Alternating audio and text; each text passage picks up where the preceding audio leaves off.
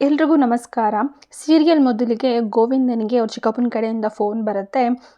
ಗೋವಿಂದ ಶಿವರಾಮೇಗೌಡನ ಹತ್ರ ಹೇಳ್ತಾನೆ, ಅಣ್ಣ ಎಲ್ಲ ಸಿದ್ಧತೆ ಆಗಿದೆಯಂತೆ, ತೊಗೊಂಡು ಬರ್ಬೋದು, ಎಲ್ಲ ಕಾರ್ಯ ಮುಗಿಸ್ಕೊಳ್ಬೋದು ಅಂತ ಚಿಕ್ಕಪ್ಪ ಹೇಳಿದ್ದಾರೆ ಅಂತ ಹೇಳಿ ಗೋವಿಂದ ಶಿವರಾಮೇಗೌಡನ ಹತ್ರ ಹೇಳಿದರೆ, ಅಜ್ಜಮ್ಮ ಏನೋ ಬಿಸ್ಕೊಡ್ತಾವ್ರಲ್ಲ ಇವರು, ಹಾಗಾದರೆ ಇಷ್ಟು ಬೇಗ ಒಪ್ಪ ಮಾಡೋಕ್ಕೆಲ್ಲ ಸಿದ್ಧತೆ ಮಾಡ್ಕೊಬಿಟ್ಟವ್ರ, ಹೆಂಗೆ ಮತ್ತೆ ಸಾಧ್ಯ ಅಂತ ಹೇಳಿ ಅಜ್ಜಮ್ಮ ಅಂದ್ಕೊತಾಳೆ.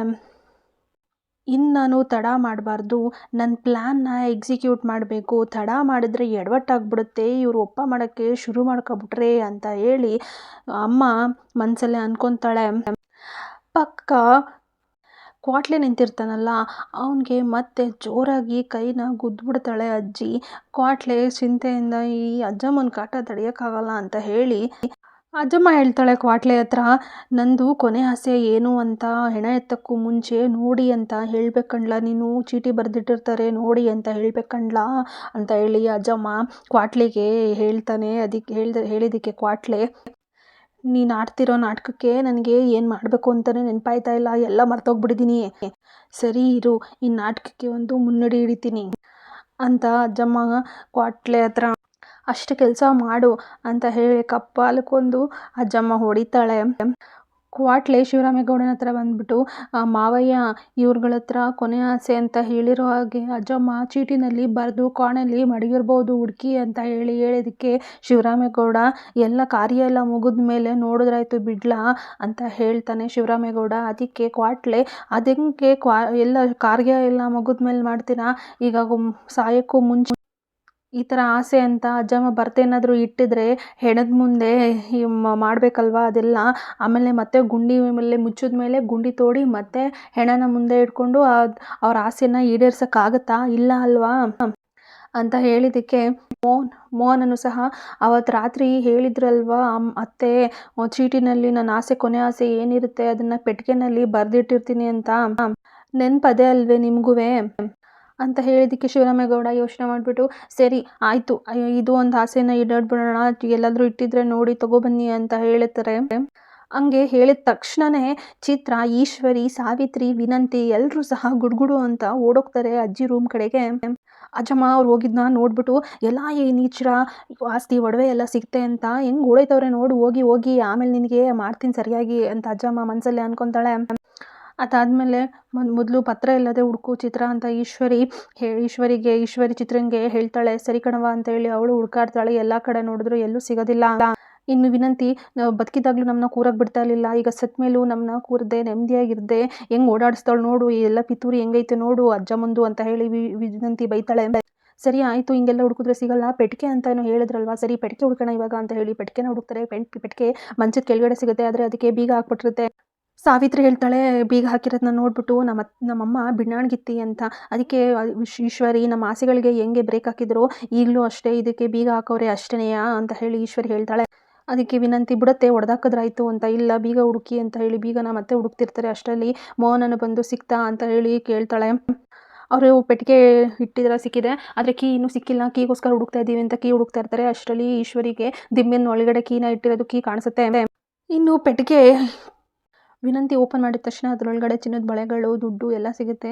ಅದನ್ನು ಸಾವಿತ್ರಿಗೆ ತೋರಿಸ್ಬಿಟ್ಟು, ಅವ್ವ ನೋಡವ ದುಡ್ಡು ಅಂತ ಹೇಳಿ ತೋರಿಸ್ತಾಳೆ. ಅದಕ್ಕೆ ಈಶ್ವರಿ, ದುಡ್ಡೇನೆ, ಫಸ್ಟು ಪತ್ರ ಇಲ್ಲದೆ ನೋಡು ಅಂತ ಹೇಳಿ ಹೇಳ್ತಾಳೆ. ಪತ್ರ ಹುಡುಕ್ತಿರ್ತಾರೆ, ಪತ್ರನೂ ಸಿಗುತ್ತೆ.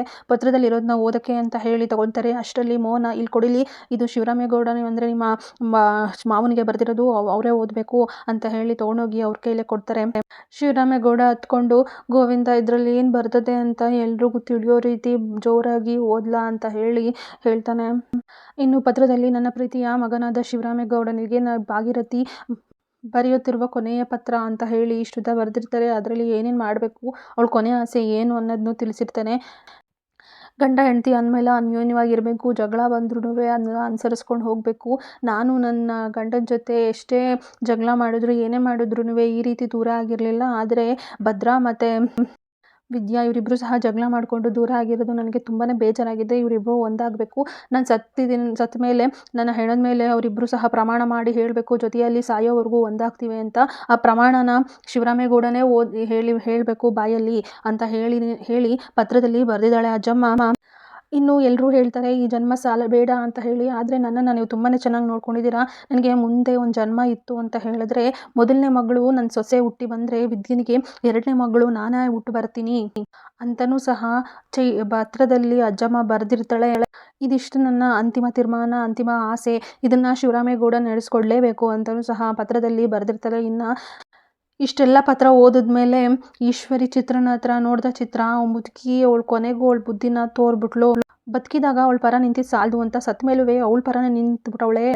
ಥೂ ಅಂತ ಹೇಳಿ ಈಶ್ವರಿ ಬೈತಾಳೆ. ಇನ್ನು ವಿನಂತಿ ಹತ್ರ ಸಾವಿತ್ರಿನೂ ನೋಡೆ ಎತ್ತಿರೋ ಮಗಳ ಬಗ್ಗೆ ಚಿಂತೆನೇ ಇಲ್ವಲ್ಲೇ ನಮ್ಮವ್ವನಿಗೆ, ಇನ್ನು ಈ ಬಿಕ್ನಾಸಿನ ಒಳಗಡೆ ಸೇರಿಸ್ಕೊ ಅಂತ ಬರ್ದವಳಲ್ಲ, ಇನ್ನು ಎಂಥವಳಿರ್ಬೇಕು ನಮ್ಮವ್ವ ಸತ್ತೋಗ್ಬಿಟ್ಟವಳೆ ಅಂತ ಹೇಳಿ ಅವಳು ಸಹ ಬೈತಾಳೆ. ಅದಕ್ಕೆ ನಾನು ಅವಕಾಶ ಮಾಡೋಕ್ಕಿಲ್ಲ ಅಂತ ಹೇಳಿ ಮುಂದೆ ಬಂದರು. ಏನಣ್ಣ ಕೊನೆ ಆಸೆ ಅಂತ ಓದ್ತಾ ನಿಂತಿದ್ಯಲ್ಲ, ಮೊದಲು ಅದನ್ನು ಅರ್ದು ಬಿಸಾಕು. ಗೋವಿಂದ ನೀನೇನು ಮಾತಾಡ್ತಿದ್ಯಾ ಅಂತ ಜ್ಞಾನ ಇದ್ದದೆ ಸಾವಿತ್ರಿ ಅಂತ ಹೇಳಿ ಸಾವಿತ್ರಿಗೆ ಕೇಳಿದ್ದಕ್ಕೆ ಸಾವಿತ್ರಿ ನನಗೆ ಜ್ಞಾನ ಇರೋದಕ್ಕೆ ನಾನು ಮಾತಾಡ್ತಾ ಇರೋದು. ಅವ್ವ ಏನೋ ಕಡೆಗಾಲದಲ್ಲಿ ಜ್ಞಾನಗೆಟ್ಟು ಮನ್ಸಿಗೆ ಬಂದಂಗೆ ಬರ್ದವಳು, ಅದನ್ನ ನೀನು ಬುದ್ಧಿ ಇಲ್ದಿರೋಂಗೆ ಓದ್ತಾ ಇದೆಯಲ್ಲ ಅಂತ ಹೇಳಿ ಸಾವಿತ್ರಿ ಕೇಳ್ತಾಳೆ. ಅದಕ್ಕೆ ಅಜ್ಜಮ್ಮ ಇವಳು ನನ್ನ ಮಗಳೇನಾ ಅಂತ ಅಜ್ಜಮ್ಮ ಬೇಜಾರು ಮಾಡ್ಕೊತಾಳೆ. ಅವ್ವ ಹೇಳ್ದಂಗೆ ಸುಲಭವಾಗಿ ಇವಳನ್ನ ಒಪ್ಕೋಬೇಕೆ, ಇವಳೇನು ಮಾಡಿರೋದು ಸಾಧಾರಣ ತಪ್ಪೇ, ಹೊಟ್ಟೆಗೆ ಬಟ್ಟೆ ಕಟ್ಕೊಂಡು ಎಲ್ರಿಗೂ ಮೋಸ ಮಾಡಿರೋದನ್ನ ಮರಿಬೇಡಿ ಅಂತ ಸಾವಿತ್ರಿ ಹೇಳಿದ್ದಕ್ಕೆ.